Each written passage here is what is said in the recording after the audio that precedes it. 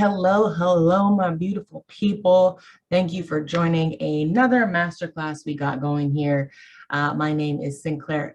You should know me by now, but just in case this is your first time tuning in, my name is Sinclair Walker. I am a functional diagnostic nutrition practitioner.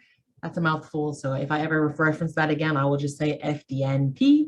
And basically what that means is I am a holistic functional health coach. I help primarily women lose weight, feel so good that they go to the back of their closet and pull out that dress, call it the freakum dress. You know, I'm a Beyonce fan, as you probably know. And, you know, all of us have that dress that we probably have put in the back of that closet. We haven't touched in a while, haven't quite felt up. Maybe we don't fit into it. And my goal is to have you feeling so good and looking so good and confident that you go into the back of that closet, you pull out that dress and you wear it with confidence. That's what we're here for. So this is another masterclass for the 90-day weight loss formula. And today is a very, very important one. I know we've been kind of on a nutrition focus for the last couple masterclasses, rightfully so, because I do think that if you can clean up your nutrition, you're going to see a lot of bang for your buck, if you will, where it has a very large effect on your body and your weight loss. However, I think you may be thinking like, oh, the next thing we're going to talk about is exercise, because that's, I think, where most people go to first when they're trying to lose weight is, I need to work out more, I need to exercise more. We will get there, but in my opinion, we cannot have any sort of health building program or weight loss program without talking about stress. Because in my opinion, and I did not make this up, this has been called the silent killer, right, is stress. So today we're going to talk about how stress affects the body and hinders your weight loss. And I'm going to preface the conversation by giving you a little statistic here, so you kind of understand why we're even talking about stress. So 80% of doctor's visits today are for stress-related ailments, which means it can be boiled down to something that comes from excess stress, chronic stress, some type of, ailment from your body, maybe not being able to handle stress like you used to. That is a very large number. Most of what people go into doctor's visits for can boil down to stress. And so if we're not talking about stress, then we're talking about all the wrong things, in my opinion. We have to talk about stress and how to manage stress. All right. So first, I want to kind of dive into the word stress and different categories of stress that we will talk about throughout this masterclass. So first, I want to talk about acute versus chronic stress. And actually, let me take a step back so that even when I say the word stress, we all know kind of what I'm referring to. When I say stress, I'm really talking about anything that takes your body out of its homeostasis, if you will. So all of our bodies have hormone levels, have an immune system, have a microbiome that maintains at a homeostasis, which means like its optimal levels, where it's settings that allow for the body to function optimally. So anything that takes your body out of that homeostasis is considered stress, in my opinion. So when we're talking about acute versus chronic stress, these are two different types of stress that we want to talk about, because they affect the body differently. So an acute stress incident or acute stress response is an event that causes a stress response that has an end and that allows the body to recover, right? You come out of that stress response. So this can be something like a flat tire. You got a flat tire, that can be a very stressful situation depending on where you had to go or depending on where you are. If you're on the freeway, that's going to be a lot more stressful than if you're on some random street. I've experienced that. It is stressful indeed. But the difference or the kind of the important thing to note here is that you can get your tire fixed. And then after that, the stress is relatively gone, right? And you may have some lingering effects, but the stressful event has passed and now your body can recover from that.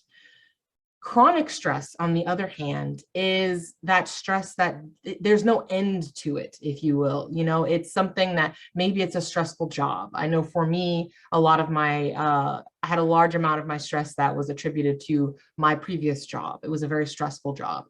That's not something, unless I left the job, which I did, that stops, right? So you have to wake up every day and go to a stressful job. That's going to create chronic stress. It can be a stressful relationship.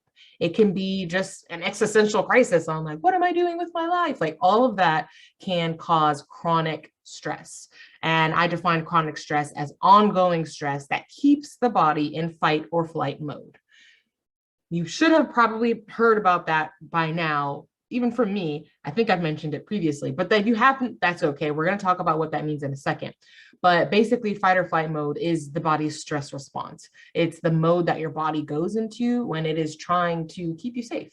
When it sees or hears or feels stress, it goes into this mode as a response for survival.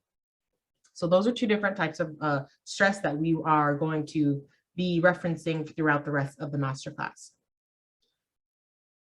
So now let's talk about the stress response, right? So you have these stress instances that may happen, like I mentioned, the flat tire or a stressful job. What I want to talk about is how your body actually responds to that stress. And you may be surprised to learn, I was surprised to hear this. If I were to ask you, you know, on a given day, are you stressed right now? Or are you stressed today?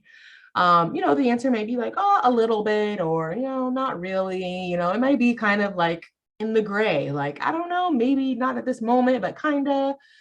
But the actuality of it is that it's a yes or no question. It's a binary system, meaning if you're familiar with how computers work, right, things like ones and zeros, our bodies actually work the same way. So you are in one of two modes at any given time. Right now, as you're watching this video, you are hopefully in the rest and digest mode. Hopefully it's not stressful for you. But your body is in one of two modes at any given time. And that is the rest and digest mode. That's also known as the parasympathetic nervous system, or the parasympathetic mode. Or you are in fight or flight, and that is the stress mode, right? That is the survival mode where your body, all of these things kick in. We'll talk about some of the things that happen when you're in that mode in a second. But that is the mode that your body goes into when it thinks that you are in danger.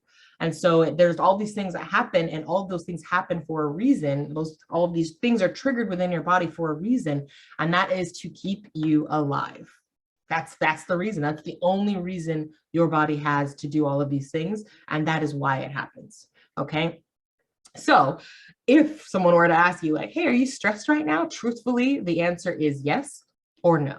And we may not always know exactly where we're at, but hopefully in a second, when I go over a few of the things that happen in your body, you'll be able to have a better awareness of maybe which mode you're in. And really the goal, my goal for you, and hopefully your goal for yourself, is to spend more time in the rest and digest mode. We really should be in rest and digest mode for most of the day. We only should be kind of going into those stressful mode, that fight or flight mode, when it's necessary. And so what we want to do is make sure that we are spending most of our time in rest and digest. That's where our body can rest and digest, obviously, but also, you know, that's when our body can build muscle. That's when our body can burn fat. That's where our body can replenish hormones. A lot of things can happen when we're in rest and digest mode that aren't physically able to happen when we're in the fight or flight mode. The only thing I didn't mention before I move on is that another phrase or another word for the fight or flight mode is called the sympathetic mode. And that is because it is triggered by the sympathetic nervous system. So I just wanted to throw those words out there. So in case you hear those words, you now know what they mean. But to put it in layman's terms, you're either resting and digesting, or you are in fight or flight mode. And fight or flight mode is exactly what it sounds like. That is your body getting ready to either put them up, put them up, put them up. That was a Wizard of Oz reference. Hopefully you got that. But that was either, you're either preparing to fight for your life or to run for your life. Those are the two things your body is kind of prepared to do. So hopefully that makes sense. Any given time, you are either resting and digesting or fight and flighting. And it may not be so obvious which mode you're in. You may be sitting in a meeting thinking like, oh, I'm sitting down, I'm resting and digesting. But if you're in a stressful meeting, if your boss asks you a question and you're not sure of the answer, and now you're worrying about it in your head, your body is going to trigger that as stress. So it's not just physical stress. It is anything that your mind or body triggers or perceives as danger. Right? If you drop your phone, I have been there, you drop your phone on its face and you had that little mini heart attack that happens, like, oh my goodness, I'm going to pick it up, my phone's going to be shattered. That little mini heart attack you have, that's your body going into fight or flight mode. Why? Because your brain doesn't know the difference. Our brains are very intricate, right? And there's a lot of nuance, a lot of fantastic things that happen in our brains. But the reality is our brains do not know the difference between us dropping our phone on its face and being chased by a bear. It's going to perceive those both as we're in a dangerous situation, we need to prepare to fight or flight, right? And so for the phone situation, hopefully that's an acute stress where, you can allow that to come back down. You can return back to rest and digest mode quickly. But again, if you are going to a stressful job every day, you're probably going to be entering that fight or flight mode most of the time while you're there. If it's a stressful job, if you perceive this job as stressful, if you perceive that relationship as stressful, then your body is more likely to enter that fight and flight mode more often than the rest and digest mode, okay? Hopefully that is clear. But long story short, binary system, you're in one or the other. There's no middle ground. Okay. So I wanted to talk a little bit more about what happens in fight or flight mode. I mentioned like there are a couple things that kind of are triggered in the body. And so I want to talk about what those are. So one is increased heart rate. Your body again is getting ready to fight or flight. For both of those, you need some energy. You need that heart rate up so that you can respond quickly to whatever is going to happen. Increased blood pressure is another thing that happens. Again, your body is getting you ready, right? When you work out, your blood pressure is typically increased. So the same thing happens when your body is preparing you to fight or flight. Increased blood sugar. And this is for energy, right? Sugar is a form of energy. It is the quickest and easiest form of energy for the body to use. And so your body can actually produce its own glucose. It can produce glucose. It can release glucose from the muscles. It can produce glucose in the liver. It's called gluconeogenesis. And what this does is release sugar or glucose. That's the same thing. Sugar is glucose. Glucose is sugar. There are different forms of sugar. That's a whole nother masterclass. But it's going to release glucose into the blood so that the body has a quick form of energy to, again, fight or flight. Okay, so that is why that happens. But in general, it's not, right? If you need that energy, if you actually need to run or fight, then that is a good thing, right? You want that quick energy. You don't want to have to turn around and run and like now you're winded and not able to pick up full speed, right? Because that's going to threaten your survival. So you want that increased blood pressure, that access to quick energy if you are actually in danger. A decreased immune response. So again, we're talking mostly about acute responses. That's what our bodies are built to respond to, acute stress responses. We are not built for chronic stress. So that is why 80% of doctor's visits are due to stress-related ailments. Look, that is chronic stress that we're dealing with, and our bodies are not built for that. But it is built for acute stress. So if we are being chased by a bear, the last thing we need to be worried about is fighting a cold, right? Is fighting some virus, because it's possible we're not going to make it out of here alive, right? That's what's happening in our bodies. That's why the immune system is kind of paused when you go into that fight or flight mode, because if your survival is in question, then you're not really worried about fighting viruses that are probably not going to affect you for hours, days, who knows. So you actually see a decreased immune response in that fight or flight mode. You also see decreased libido, right? If you're familiar with libido, that's sexual energy. Let's call it like it is. That sex drive, that is decreased because, again, if you are fleeing from a bear, procreation is not a worry, right? You just need to make sure that you get out of there alive. That's all your body is worried about. It's not worried about making babies. So therefore, your libido is going to be decreased. And another thing that you're going to see is increased cortisol levels. We're going to talk about cortisol in detail in a second here, but cortisol is basically the stress hormone. And I'm putting it in here as if it's a response, but this is actually part of the cause to everything above it, right? So cortisol releasing is part of what causes the fight and flight response. That, as well as some other hormones that are released, is part of what causes everything. Now, again, if we're dealing with an acute stress situation where we do have maybe someone's chasing us, or again, we're out camping, we see a bear, then all of these things are good. We want all of these things to happen because these are things that are going to keep us alive. And you may be wondering, like, why decrease immune system? Why decrease the libido? That's all energy that is pulled from those things to make sure that you do have the energy to run or fight.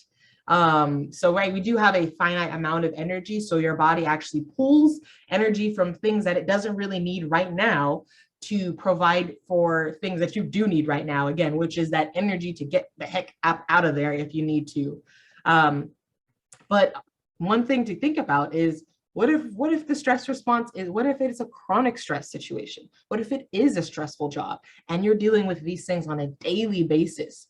What does that now lead to? A decreased immune response every day, right? Decreased libido every day, increased blood sugar every day.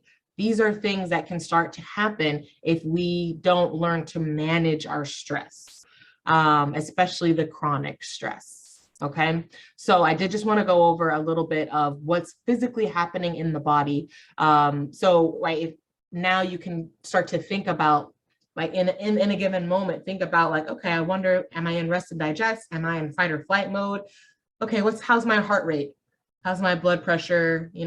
My blood sugar. I mean, these are things that the heart rate, obviously you can measure. The blood pressure, blood sugar, there's a lot of at-home ways to measure those.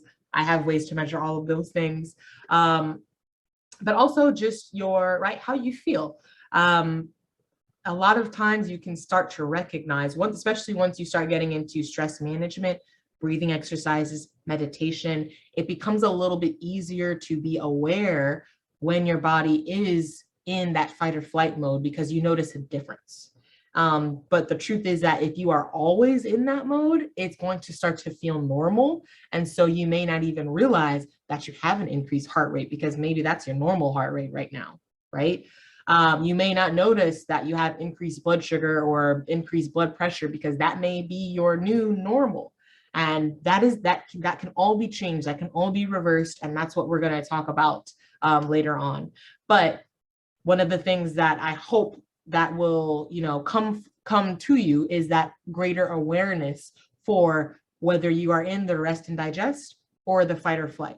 Because once you have that greater awareness, you can now implement those stress management techniques, right? If you know that there's that meeting every day, that 3 o'clock, that you feel a little bit riled up after, now you can make sure you set an alarm on your phone to do some breathing exercise at 3:15 to bring you back down, right? So that is why it's important to know what's happening in your body, so you can start to recognize these things and react to them.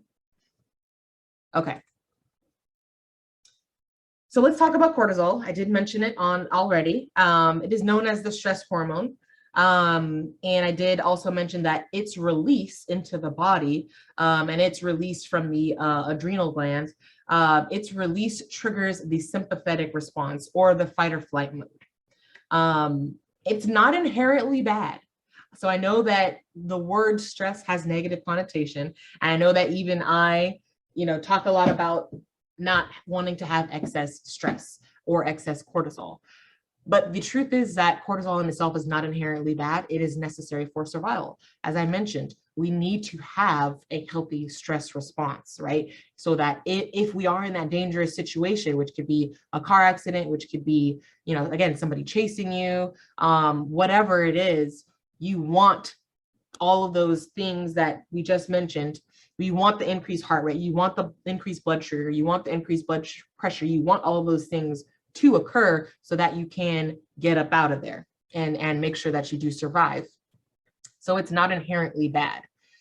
However, it does become bad for the body when it is in excess, okay? And that is because it is catabolic in nature. And if you are familiar with catabolic versus anabolic, catabolic means breaking something down. That's what that word means. So being catabolic in nature means that cortisol breaks the body down. Now, that does sound bad. It sounds inherently bad. But if I mentioned, you remember I mentioned a second ago, is, that energy that we need, that the body provides to get us out of stressful situations, needs to come from somewhere. So what cortisol does is break down the body to provide the energy that you need right now to stay alive. Right? We can't just poof it out of nowhere, right? That energy has to come from somewhere. So that is why cortisol is necessary to break the body down, to provide that energy needed to get past that acute stress response. But again, the problem is that most of us are dealing with chronic stress. We are in a global pandemic right now, right? Hopefully towards the tail end of it, but we're still in this thing. So there's a lot of chronic stress, collective chronic stress that we're all dealing with, that we don't know when that's going to end, right? So that's one thing. We've got inflation happening right now, kind of entering a recession. Like, that's something that we all collectively are dealing with, that's probably giving us that chronic stress. So it's only damaging in excess. Again, we want a good cortisol response. We need cortisol. We are given it for a reason. We want that.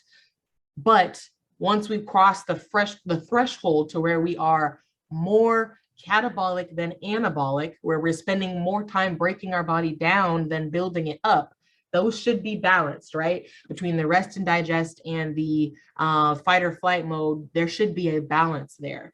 Once we start to get to where the balance is shifted to where we are mostly catabolic, mostly breaking the body down, that's when it's very dangerous. And that is where we see a lot of the ailments start to come up, where we are having to go to visit the doctor for whatever. It could be a variety of reasons, because everybody's different and everybody's body is going to respond differently to stress and to chronic stress. Okay.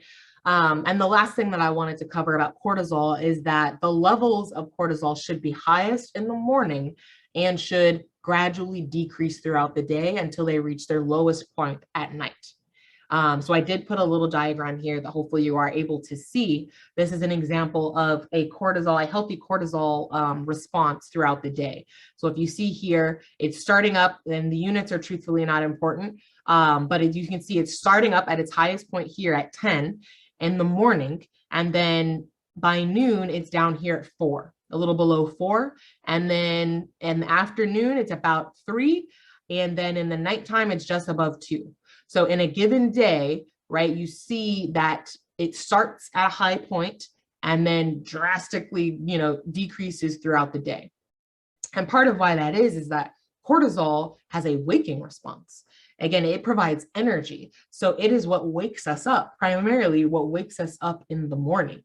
Melatonin is a hormone that helps us feel sleepy when the sun goes down, and cortisol is a hormone that is released that wakes us up in the morning. So if you are one of those people that can wake up without your alarm, that's because your circadian rhythm, which is basically your internal body clock, is so that cortisol is being released at a certain time of the morning, right? Every day, typically at a certain time, our body's like routine. So typically at the same time every day, your body's going to release some amount of cortisol that's going to wake you up in the morning. So that is why you see the highest amounts in the morning, and they gradually decrease until the lowest point at night, because you want the cortisol to be low at night so that melatonin can rise and make us tired, and so that we get a good night's sleep. Okay. And I lied, there is one more thing that I'm going to cover on cortisol before we move on. And that is that your body's ability to produce cortisol tells us how well your body responds to stress. And the reason why I'm mentioning that is because that is why we measure, as a part of the 90-day weight loss formula, we measure, one of the lab tests we do is measuring your cortisol levels, because whatever your level is throughout the day, but especially in the morning, is going to tell us a lot about your body's stress response, how well your body is responding and able to handle the stress that you are enduring on a daily basis. Okay. So let's take a look at cortisol's, cortisol levels. So as I mentioned, one of the things that we measure as a part of this program is your cortisol levels. It's one of the many hormones that we measure in the stress and hormone panel, and that is your saliva sample. The cortisol we measure comes from saliva. And the reason why we use saliva is because it's a real-time measurement. The amount of cortisol in the morning is going to tell us how much cortisol your body is producing in the morning. The amount of cortisol in your saliva in the afternoon is going to tell us how much saliva or how much cortisol is being produced in the afternoon. So saliva gives us that time snapshot so that we can see how things are trending throughout the day. But what I'm going to talk about here in this diagram is the cortisol sum. So for your lab test, for your lab screening, the stress and hormone lab screening, you will take, if you haven't already, hopefully you have, but you took 4 saliva samples, one in the morning, right? So if I go back to the other, this diagram here, these are your actual 4 points. So you take one in the morning, you take one at noon, you take one in the afternoon, and you take one at night. And that gives us a shot at a snapshot at what your cortisol response is throughout the day, because it should change. So if we were to add up the cortisol levels in all 4 of those points, morning, noon, afternoon, and night, that would give us the cortisol sum. And that is what is charted here in this graph. So if we were to take your cortisol levels and put them, your cortisol sum, and put it on this chart, it will kind of tell us what your stress response is, and how healthy your stress response is. So there are 4 phases that I'm going to briefly talk about here. The first stage here is we call adaptation or homeostasis, stress resolution. This is where you want to be. This is the green. This is where everybody is aiming to be. And that is when your cortisol sum is between 4.6 and 7.1. Those numbers are, needs to memorize those or anything. The important part is just to notice that you're kind of in the middle of the graph here. And that in this section of the graph, or when people are in this phase, the adaptation phase, they have a healthy stress response where they are able to, their cortisol levels are able to bounce up and down based on their situation. But the most important thing is they're able to come down. Once they have a stress response, they are able to come back to that rest and digest mode, relatively quickly. So that's what we want to see. And the analogy here I'm going to use for each of these phases to kind of help just reinforce what I'm talking about is a rubber band. So in this phase, you've got a fresh rubber band, okay? It's nice and crisp to where when it's rested, it's perfectly tight. And then when you stretch it, right, it's elastic, so it stretches. But then when you let it go, here's the important part. When you let it go, it goes right back to its original shape, right? It goes back to its original elasticity. That's a healthy stress response. So that's the adaptation phase. If you have a cortisol sum that is above 7.1, so it's entering into the 7 to 10 range, that you're in what's called the acute phase or the acute distress phase. And that means that your body is likely experiencing that chronic stress. So it's that stress that doesn't really end. And the rubber band is basically starting to be stretched a little more often, right? And it's it's being tested, right? It's being stretched to not to its limits, but it's really being stretched. And it's at this phase, the rubber band is still able, if you were to let go of the rubber band, it is still able to snap back to its original form, but it is starting to just experience the increased elasticity where, decreased elasticity, where it is being stretched more often and than it is used to.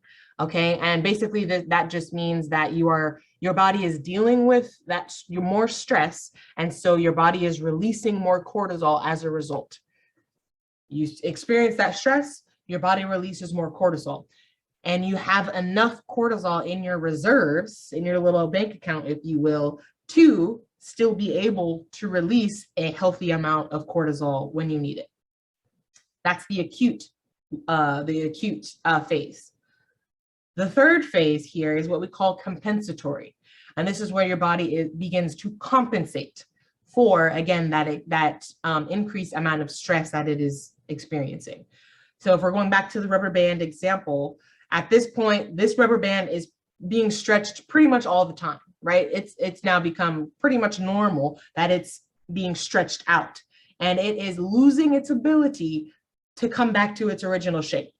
Right? It's really not able to come back. When you let go, it's kind of wonky. It doesn't go exactly back to its original shape.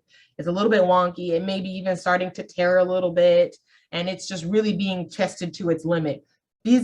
At this point, your cortisol levels are technically still in the normal range, right? If we were to look at the adaptation phase and the compensatory phase, their cortisol levels are technically the same. The difference is one person is experiencing stress and the other person is not. And that is really the key difference. But what is happening is that the reserves that your body has in its bank account, its cortisol bank accounts, is starting to run out.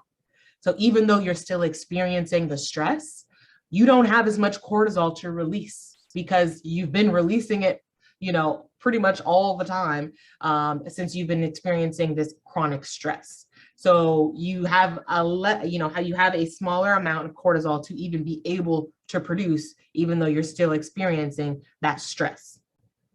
And because your body's not able to produce as much cortisol, you're going to see those symptoms. You're going to start to feel like crap. Okay.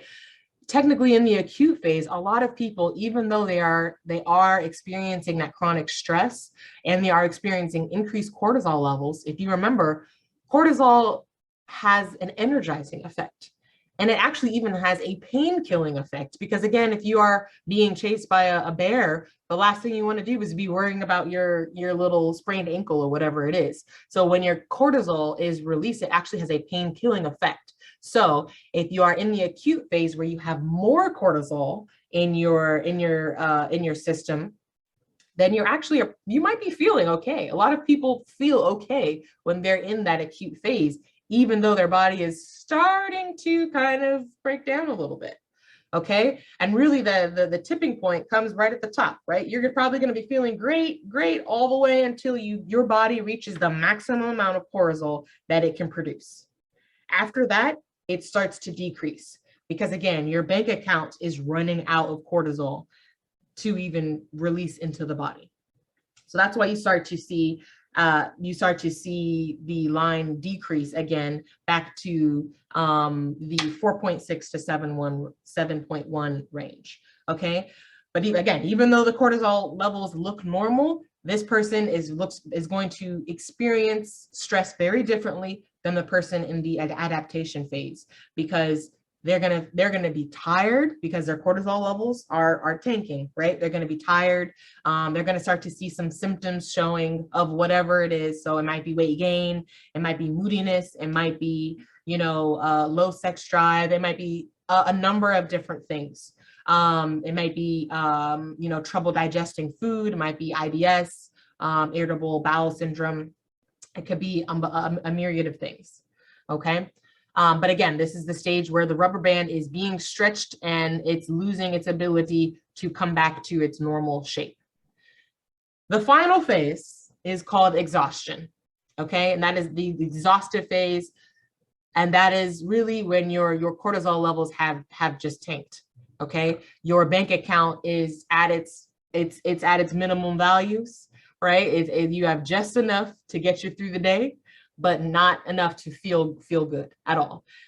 So the typically people in this phase are exhausted, as the phase names, right? They are exhausted because they don't have the energy coming from that cortisol level. And if you were going back to the rubber band example, there's no, you let go of it and it probably is just staying stretched out. It's not even coming back to any sort of regular shape. It's tearing, it's on the bridge of breaking, of tearing in half. That's where we're at on the rubber band example, okay? This is where I was, back in May, and I'm actually going to show you my test results at the end of this, so stick around. But I was actually in the exhaustive phase when I was, again, having that stressful job, trying to start my health coaching. We had Black Wall Street, the board game popping up, so we had a lot of things happening, and yeah, we had COVID happening. And that's where I was. So if you fall into this category, fear not. There is, it is concerning. I'm not going to act like it's sunshine, lollipops, and rainbows. It's definitely concerning. It definitely, hopefully, is a wake-up call for you, as it was a wake-up call for me, to make sure that I am focusing and prioritizing stress management. Because this is the last phase. As you can see on the graph, the little skull and crossbones, that's death. And I don't want to scare you into thinking that that's coming soon at all. But I do want to really just make you understand that once you're in that exhaustive phase, you really at that point need to make sure that you're doing something to actively start managing your stress, because if not, that's when different ailments and diseases can start to pop up as a result of your body trying its hardest to deal with the amount of stress that it is enduring. Okay. So again, hopefully I haven't scared you too much, but I do just want to make sure that we understand how important it is to make sure that our bodies stay resilient enough to deal with the stress that we are inevitably going to be, faced with. Okay. So moving on, we are now going to talk about how stress affects weight loss specifically. So in that fight or flight mode, when your body, remember the binary system, you're in rest and digest, or you're in fight or flight mode. When you're in that fight or flight mode, your body prioritizes survival. That is what your body is trying to do. It is trying to survive. So I know sometimes we can get into that thought that it seems like our bodies are fighting us or fighting against us. Just remember that everything that our bodies do is to adapt to its environment. So rather than having the thought of your body fighting you, have the thought of, how can I help, right? How can I help my body be resilient to this stress? How can I help my body have a healthy stress response, right? There are things that all of us can do. There are things that are within our control, regardless of what the news or anybody else wants you to think, okay? But when your body is in that stressful, when your body is in that survival mode, it makes weight loss extremely difficult. And one of the reasons why is that increased blood sugar. If you remember a couple slides ago, when I talked about what happens when you're in that fight or flight mode, one of the things was the increased blood sugar. What that means is that you have more glucose in the blood to use for energy. Remember, I mentioned if you're being chased by a bear or something like that, you want access to quick energy, because you're either going to fight a bear, good luck, or you're going to run and try to get out of there. And so you need access to that quick energy, which again is sugar. Our bodies use sugar for quick energy. So you want access to that quick energy. The problem is, if we are not in an acute situation where we need to run or fight, then what that means is that we just have excess glucose hanging around in our blood. And if we are going to use that, right, if we are going to exercise or walk or play volleyball or play with our kids or whatever it is, take a Zumba class, and we're actually going to use that glucose up, then that's great. Fantastic.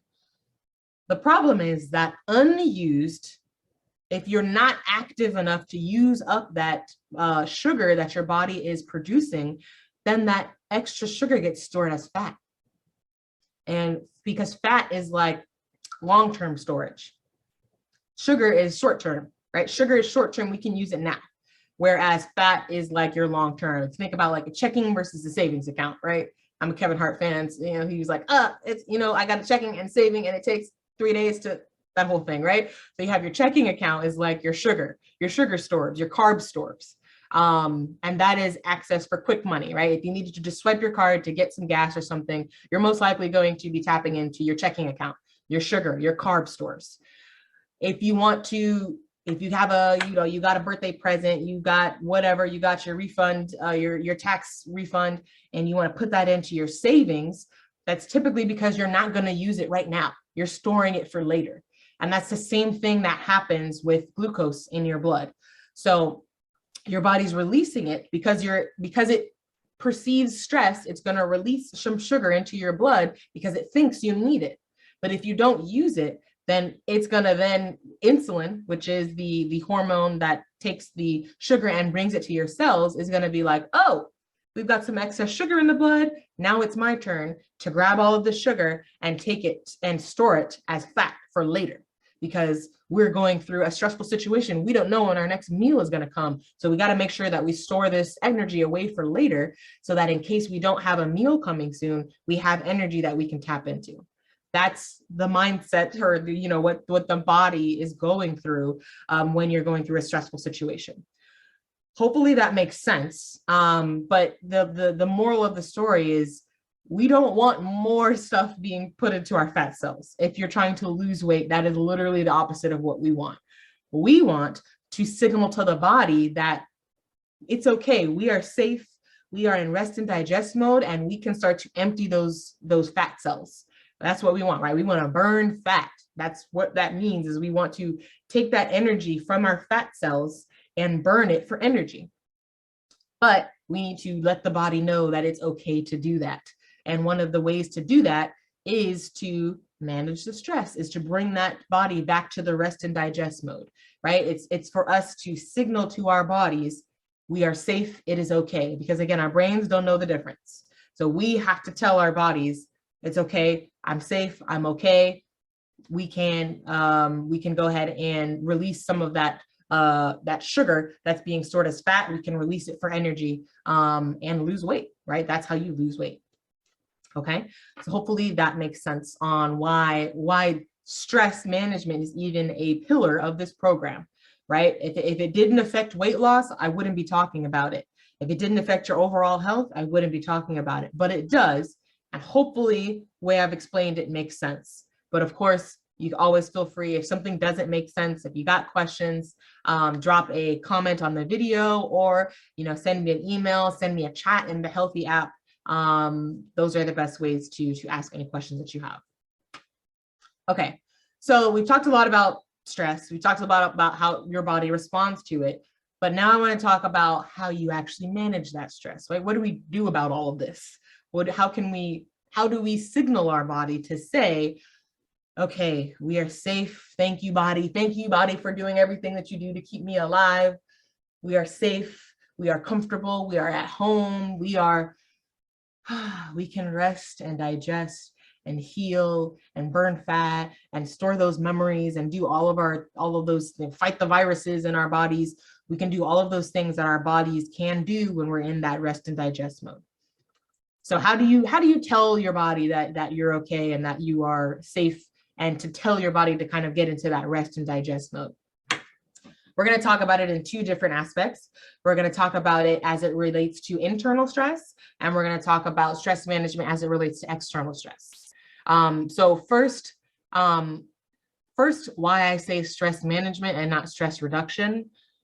There is some stress that you're going to be able to reduce, right? If there's that cousin that just calls you to vent every single week because they know that you're just a good ear to talk to, but that those conversations leave you feeling a little bit anxious, or they don't fill your cup, or they're draining, it's time to go ahead and let that family member know, hey, I maybe don't have time to do this anymore, or, got to cut them off, whatever you got to do. There are going to be some stressors that you're able to eliminate. And there's going to be others that you can't, right? We can't eliminate the COVID pandemic, but we can control how we manage it. We can control how we respond to it. Okay, so that's why I say management rather than reduction. Okay, so managing internal stress, what does that look like? So ideally avoiding, but if you can't avoid, then limit the foods that cause inflammation. So in, I think, Masterclass number 2, I think, was that with the nutrition, the first nutrition one, where we talked about the 4 most common inflammatory foods. So that was sugar, that was alcohol, that was gluten, and that was dairy. Those are a good 4 places to start if you are wondering how you can decrease your internal stress.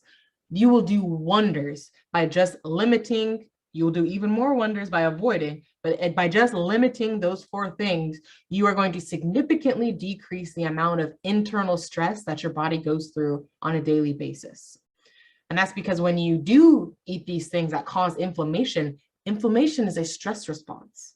Inflammation is what your body, is what triggers in the body when it says something's happening, something is wrong, this food doesn't belong, or, whatever the case may be. But inflammation is a stress response. So anything that causes inflammation is causing your body stress, internal stress.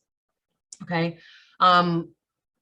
Another way you can do this is, we've got the 4 common inflammatory foods. Hopefully you've run a food sensitivity test. That will tell you exactly for you specifically. That's why I love that test. It will tell you specifically what foods cause inflammation in your body, so that you don't have to do any guessing checking, right? You can know, like, okay, I need to eliminate soy for at least a period of time. 90 days is a great period of time. That's why this program is 90 days. I would recommend at least 90 days eliminating that food so that your body can heal. But it's very hard to, repair a boat if you're still on the water. So it's definitely, you gotta remove the stressors in order for the body to improve the stress response. Okay. So again, avoiding your inflammatory foods. If you've taken the food sensitivity test, then avoid those foods, your red and yellow foods. If you haven't, then avoid the 4 most common inflammatory foods: alcohol, sugar, gluten, dairy. Okay. Number 2 is eating organic when possible. This may seem like it came out of left field. Let me explain. So again, right, we've got anytime your body consumes something that doesn't belong, it's going to trigger a stress response. And the same thing goes for harsh chemicals and things like that. And a lot of chemicals can be found, and pesticides, rodenticides, can be found in organic fruit or non-organic fruit, your conventional fruit and vegetables that you may buy in the non-organic section at the grocery store. They're typically they use pesticides and things that kill bugs and things like that around the fruits. But we have to realize that we are made up of little tiny bacteria. Our gut, our immune system is made up of little tiny bacteria. So not only are we killing the little rodents and pesticides and whatever on the fruits and vegetables, we're now eating that and doing the same thing to the bacteria that lives within us. Okay, so we want to avoid as many toxic chemicals or pathogens, things that shouldn't be in our body. We want to avoid those as much as possible. And eating organic is a small step you can take to decrease the amount of toxic chemicals that you are putting in your body on a daily basis. And the last thing is, on the same wavelength as, decreasing the amount of toxic chemicals, is another place you can find these is in your household products, especially cleaning products and personal care products. Okay, a lot of those have chemicals that we think never make it inside of our bodies, but we forget that our skin is an organ that absorbs anything that is put onto it. right? And so that will go from your laundry detergent, right? You put clothes on that are washed with laundry detergent. Those chemicals are still, those residues still on the clothes. You wear those, that slowly seeps into your skin. So everything from the cleaning products, right? The anything you use is going to come into the air, those vapors, those smells, everything is going to get absorbed into your lungs, into your skin, into your bloodstream. Okay, so if using clean household products and personal care products is also a great step to take. So that would be your face washes, your shampoos, your deodorants, finding natural products, things where you look at the ingredients and, you recognize most of what it is. That's a good place to start. But if you look at the back of your cleaning product and it's a whole bunch of chemicals that you can't pronounce, they probably don't belong in your body. So they probably shouldn't be used in your household. So again, if you, at minimum, I mean, this is like, I would say, an order of importance. So start with the foods and then make your way down to manage your internal stress. Now, when it comes to external stress, this is things outside of the inside of your body. So this is the job, this is the relationships, all the things, COVID, like all of these things happening outside of your body. And so ways that you can manage that are meditation. I'm a huge fan of meditation. It has, I'll go as far as to say it saved my life, right? We'll talk about that in a second, but it is so important. It is so important. And I know it's kind of a buzzword that we're probably hearing a lot about or reading a lot about on social media. There is reason for that. I've heard a lot of, holistic practitioners and, experts, fitness and nutrition experts say that if they could give one thing to the whole world, it would be the gift of meditation, because it's that profound if you really take the time and, try to get good at it. And I will just start by saying that it's like a muscle. It's like training any other muscle. You start out with the 5 pound and you work your way up. So don't fret if you're starting out and you're like, this is not working, it's hard for me to focus. That's how everybody starts out. You're not any further, you're not any worse off than the next person. We've all started out struggling with meditation. The idea is that you keep practicing to get better. You have to keep at it. Okay, if you try it once and you're like, oh, that didn't work, you just didn't try enough. Okay, you got to keep trying at it. And there are also there are so many different forms of meditation. A good place to start is with like a guided meditation, but you can do breathing exercises. You can do a walking meditation. You can just turn on some music and just kind of zone out. Whatever is going to make you feel calm, rested, and just relaxed can be a form of meditation. There's transcendental meditation, which is something I would like to get into. But meditation is huge, and I definitely recommend that everybody do it at least once a day for at least 10 minutes, okay? But truthfully, if you are in the compensatory or the exhaustive phase, you should be doing this probably 2 or 3 times a day. Again, because what we want to do is train the body to spend more time in the rest and digest mode so we can balance the catabolic with the anabolic, okay? The stuff that breaks you down with the stuff that builds you up. We want those to be balanced. Breathing exercises. This can be a form of meditation. This is what I do when I meditate, is breathing exercises, but you can also do this separately from your meditation. This is something, I love this because you can do it everywhere, anywhere. And when I say breathing, I do mean to focus with your abdominal. So if you breathe in, if you're mostly breathing in with your chest, what I want you to do is put your hands on your stomach. And when you breathe in until you feel your stomach protrude a little bit, right? That means you're breathing with your abdominal. And then when you breathe out, you should feel your abdomen deflate as well, okay? Breathing exercises are a great way to trigger the parasympathetic nervous system, which is the rest and digest mode. It is a super effective way to do that. I have a study that proves this in just a second, but it is a very effective way to let the body know, to signal the body that we are safe. It's okay to rest and digest. Let's come out of fight or flight mode. Let's bring everything down and, get into that calm state. Okay. Yoga is also a great way to practice. It's kind of a mixture of meditation and breathing, right? You're stretching the body out, typically in some sort of rhythm with your breath. Yoga can be a great form of managing stress. Massages, this is one of my favorite on the list. I love massages. It's like I am in the most relaxed state after a nice 60-minute, and don't say 90-minute. 90-minute is dangerous. But the relaxed sensation that I feel after a nice hour-long massage is unmatched. I love massages. I try to get them once a month, at least. But yeah, massages are a great one. Quiet time, right? If you've got kids, and sometimes just a couple minutes of quiet can be what brings you, back to that rest and digest mode. Reiki, I don't know if you've been familiar with Reiki. It's not something I've tried. I can't speak on experience, but I do know that it is an option that is out there. It's kind of the healing using energy, and it is supposed to also kind of help put you in that relaxed state.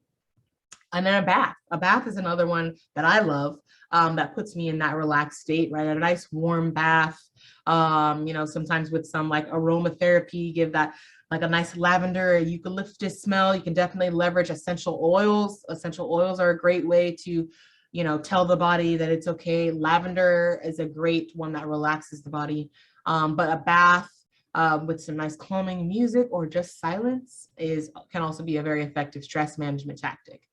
These are just examples. This is not an exhaustive list, but I did want to provide you some very tangible things that you can start doing today to start to tell your body to spend more time in the rest and digest mode. Okay. Okay, so I did want to get into, I talked about meditation, I talked about breathing, and I know that when we talk about stress and meditation, a lot of it can seem kind of wooey, because you can't physically see it, touch it, feel it, right?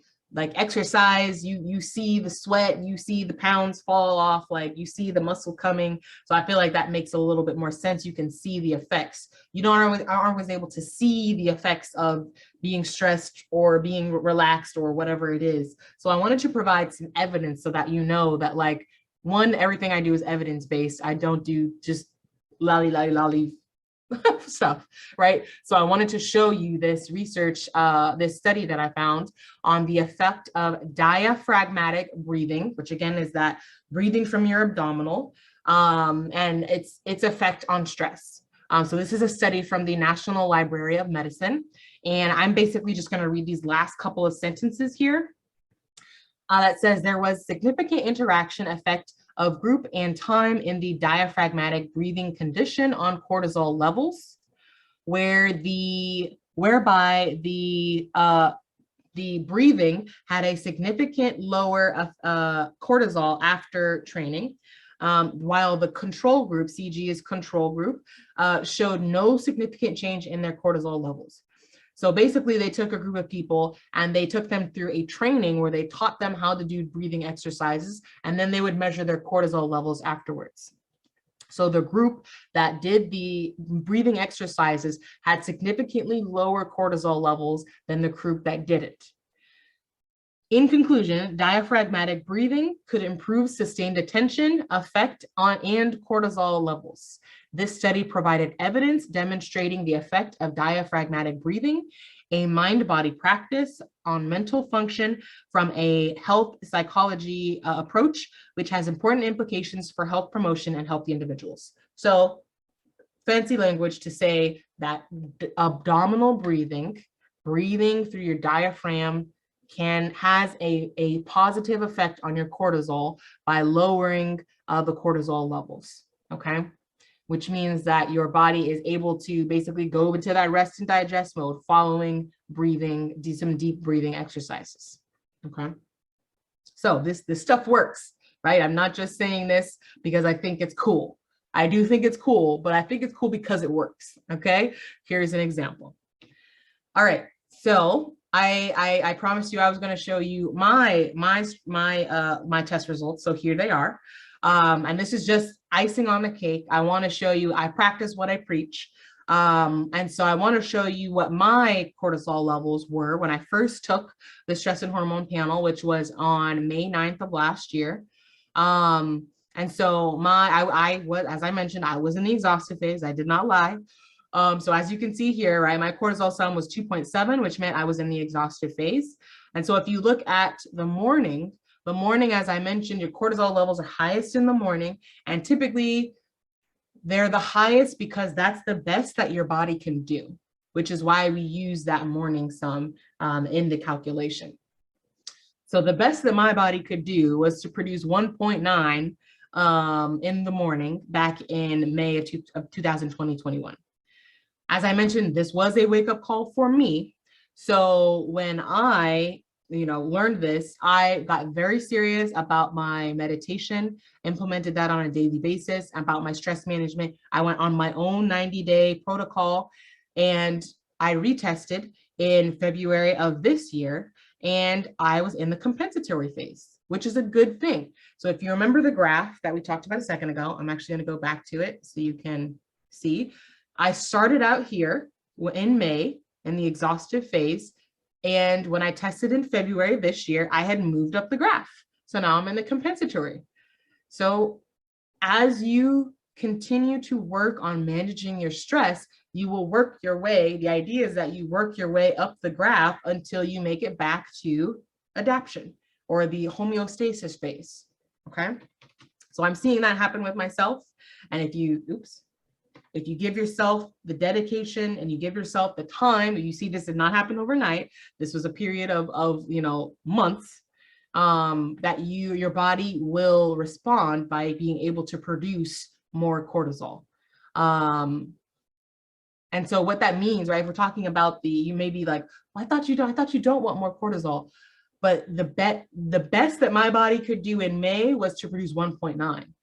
But the best that my body could do in February was to give me 3.31. So my body's able to give me more cortisol when I need it, right? So my reserves, I've got more cortisol in my savings account.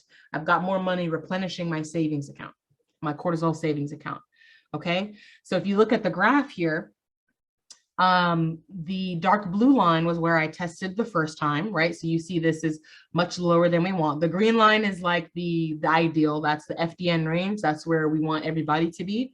So this dark blue line was much lower. That's where I started out. And when I tested in February, this is with this light blue line here. As you can see, my morning line, my morning dot is right in line with the FDN range, right? So now I have to work on staying calm throughout the day. It's a journey. This is not a destination. It's a lifelong journey. But right, even what I'm able to see with my own stress responses, I am proving my body is getting better at being able to handle the stress that I am under.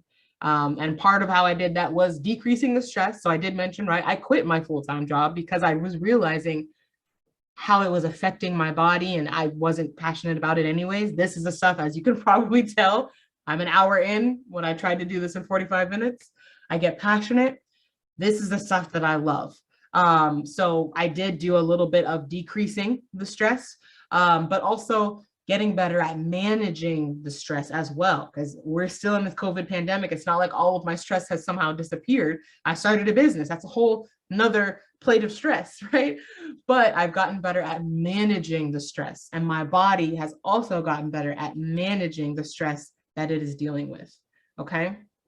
And I just show you this again. I show you the research study. I showed you these examples to show you the proof in the pudding, right? The proof is there. You just have to commit to it. And I know that, again, it's one of those things you can't really measure, so it's hard. I mean, we can measure it in these cortisol levels, but that's typically every couple months. But like on a daily basis, like you can step on a scale every day, right? But you can't, unless you've got money like that, you can't measure your cortisol levels every day. So it's something that you have to really just trust the process, and go off of how your body feels.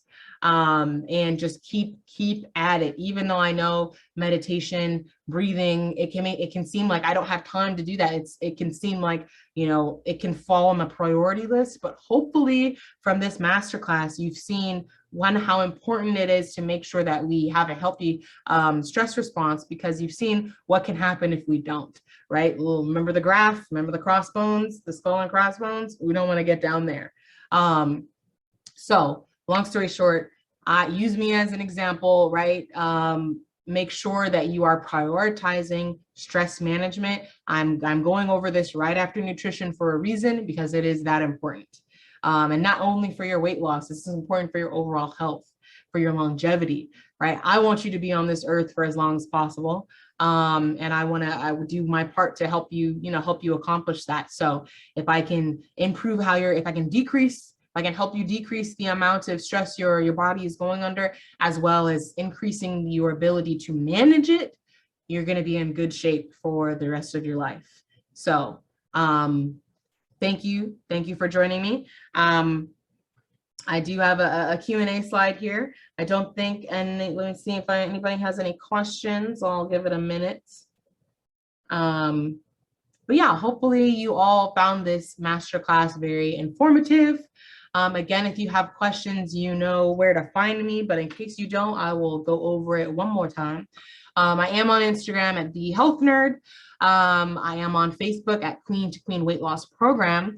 And I put a box around this because I actually have a new email address. I started an email address specifically for this, for my coaching practice. So from now moving forward, you're going to be receiving emails from queentoqueencoaching@gmail.com. And that's also where you can email me if you have any questions. Excuse me. And then there's also, of course, the Healthy app. If you're a client of mine, you've got access to the Healthy app where you can chat me anytime, and I will answer back. My goal is within 24 hours. Okay. And then, of course, we've got the website at queentoqueencoaching.com. You should be well familiar with it, but any friends you have that need to hear this information, make sure you send them there and we can get them on the 90-day weight loss formula too. Okay. So again, thank you for joining me. I know this was a long masterclass, but it's that important. I didn't want to make sure that I shorted you on any of this information. So I hope you stay healthy. I hope you stay mentally wealthy. I hope that you are having a great time going through this, this weight loss formula. Let me know how you are enjoying it or not enjoying it. I want to hear either way, but I will see you at the next masterclass. All right. Thank y'all. Have a good morning, afternoon, evening, whenever you're listening to this. Bye-bye.